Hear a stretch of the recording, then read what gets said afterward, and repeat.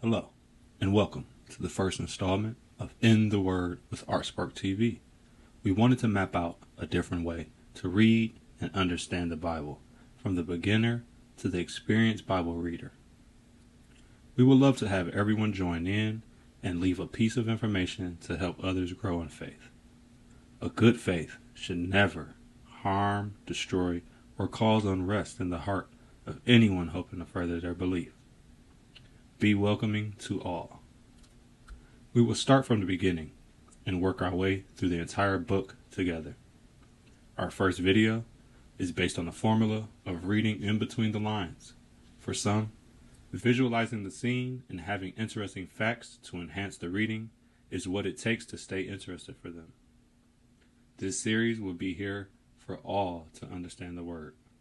We have gone through and mapped out every time the Bible gives a lineage or a group of family names, to see if the original Hebrew name meant anything to the family or if it is a piece of an intricate web in between the pages. Let's look at the first set of names given and see what we get. This formula applies surprisingly when you take the time to study the meaning of the names given of a family in the order the Bible gives them, and you will find poetry in the form of puzzle pieces. Try looking at the beginning. Adam, red clay or earth. Adam had Cain, man of the sword. Cain had a son named Enoch, which means dedicated, trained, and determined. Enoch had a son, his name is Mahuyael, who proclaims to be God, or proclaims God. Methushael, of mankind. Lamech, his son, means strong youth. Lamech had two wives. Their names is Ada and Zillah.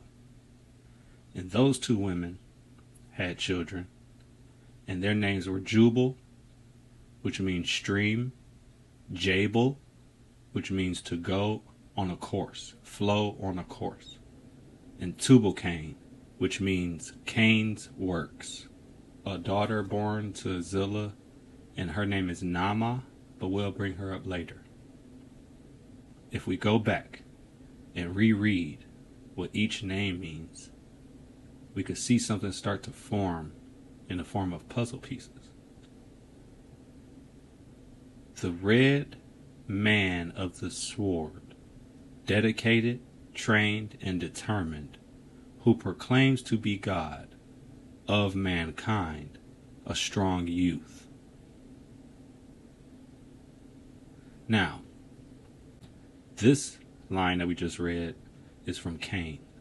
There's Abel, his second son, and there's a third son named Seth. So, let's reread Cain again. Red man of the sword, dedicated, trained, determined, who proclaims to be God, of mankind, a strong youth, an adornment, a shade of protection, a stream, to go on a course for Cain's works. Here again in the poetry, in between the words, with deeper studying reveals a message of the opposite to Christ, opposite to Abel, but a man to come. Each puzzle piece is foretelling of a man to be born at the end of the message. As it shows, each generation gets a new puzzle piece. The man in this line was Tubal-Cain, and he spread the work of Cain, his father, ancestor, and he taught his teachings to everyone in the world.